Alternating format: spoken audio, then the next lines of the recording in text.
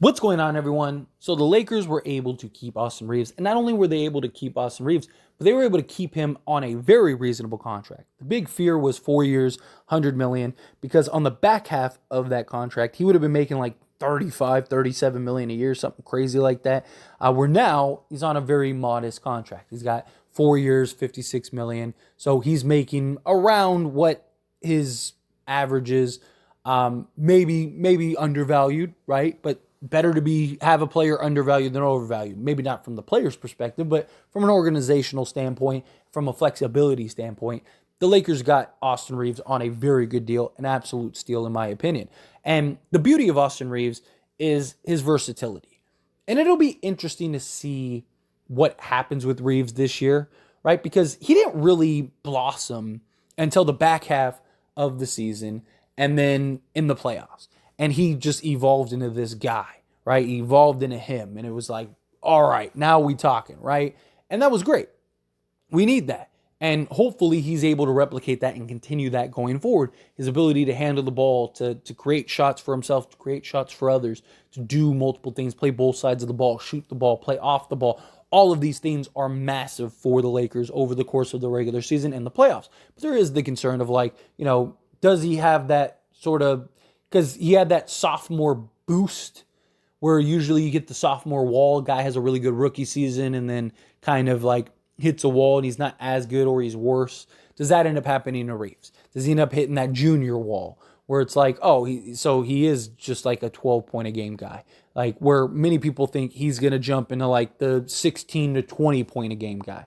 And if he does that, that's great. But going back to the versatility, the Lakers and Reaves have talked a lot, and you've seen the reports and you've seen the news of like, hey, Reaves wants to play point guard. He's played point guard at basically every level. The Lakers had him run point on several occasions, or at least handle the ball, kind of be the pseudo point guard at times over the course of the season and in the playoffs, especially like game one against Memphis. Like, he was the guy. Like, he was bringing the ball up the court, going to work, making plays for others, closing out, hitting big shots. Like, he was him, right? Like, and I don't mind the idea of Austin Reaves playing point guard. Just gives you another ball handler. But the versatility of him being able to do that and also play off the ball, I think is very valuable because it allows you to play him and Reaves or him and Gabe Vincent. And also with the Lakers going and getting those two, I think that makes sense, right? Because one, D'Lo is the point guard. He's very likely going to be the starting point guard. And his ability to make plays and shoot and all that stuff. But he was also very good off the ball. Very good off the ball.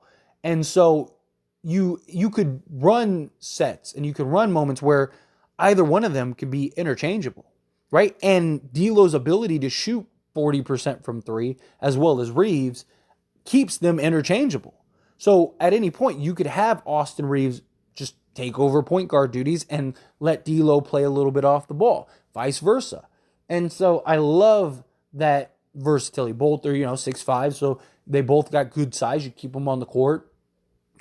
D'Lo defensively is not anywhere near Reaves, but he at least tries. Like, I have to give D'Lo credit in the defensive department because he was like in the Denver series he was awful, but for outside of that series he was actually pretty solid defensively, much better than he has been probably his entire career. So I like that. I like that he was actually giving effort. He was actually closing out on guys. There were times where everyone else was standing around and he was the only one like literally running out to try to close out, right? Like when he could have just stood there like everyone else. So got to give credit where credit is due.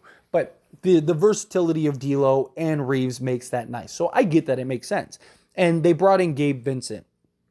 That's where the dilemma lies, right? You can absolutely play Gabe Vincent and Austin Reaves together. And I do like the three sort of guards that we have. Because again, you have D'Lo and you have Reaves with just either of them can play shooting guard. And then Gabe Vincent can come in, play your point guard, 6'3", 200 pounds. He's got good size, hard nose.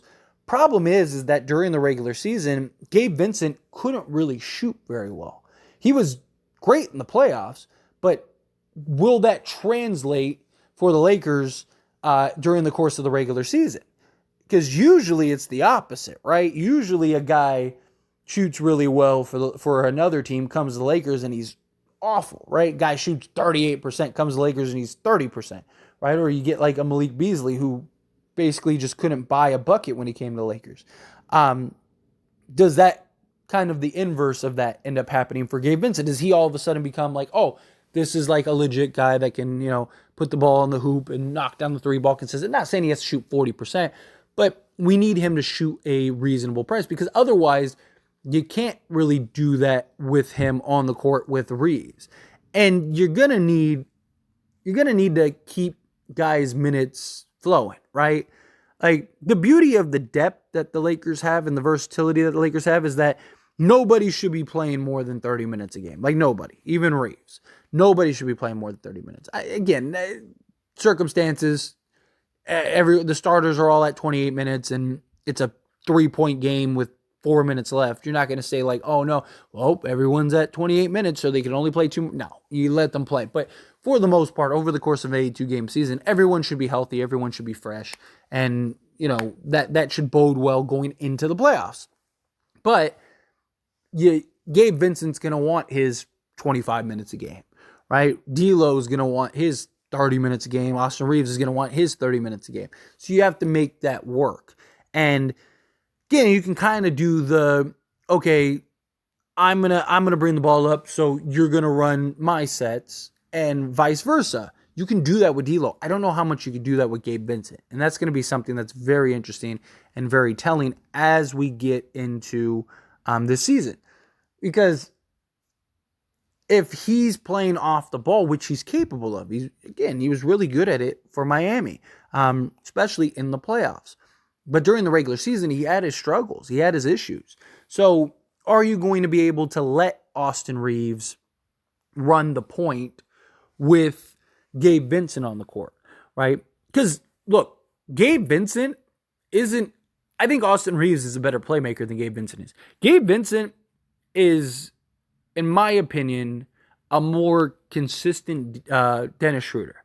I think Dennis Schroeder's upside is better, right? Like when Dennis Schroeder is on, he's on, right? Like when Dennis Schroeder has it going and he's cooking, he's really good, right? Where I think that when you're talking about Vincent, he's gonna give you more consistency. Like Dennis Schroeder gets played off the court a lot because he is undersized. He hard-nosed, goes after it defensively. He's, a pit bull. But he's undersized, and when he doesn't have it going, he kind of becomes unplayable. I don't think you'll have that problem with Gabe Vincent. I don't think you'll get the upside that you get with Dennis Schroeder, but I think game in and game out, you'll get more consistency with Gabe Vincent, and that's great. But how does that look with his lack of playmaking, with his lack of... Because just like Schroeder wasn't a great playmaker. And at times it was clunky with him and D'Lo or him and Reaves on the court. So does that same effect end up happening? And if you put the ball in Reaves' hands, which is fine, then he's got to be able to play off the ball in an effective manner, and he's got to be able to hit shots. So I like the idea of giving Austin Reaves that duty. Not just that, but if you can mold him into a combo guard, right, where he could play the point guard duties and run the point, but also be, the shooting guard when need be and play off the ball and all that stuff. I think that just helps for this team, this current roster, but also for the future.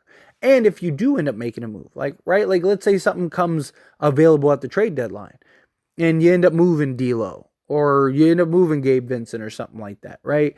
Like, then you don't have the fear of like, okay, well, now what? Now we need another ball handler. It's like, oh, well, Austin Reaves, right? Like if you trade D'Lo, you could just slide Reaves over to the point guard, right? Like just using it as an example. But like, let's say DeMar DeRozan becomes available.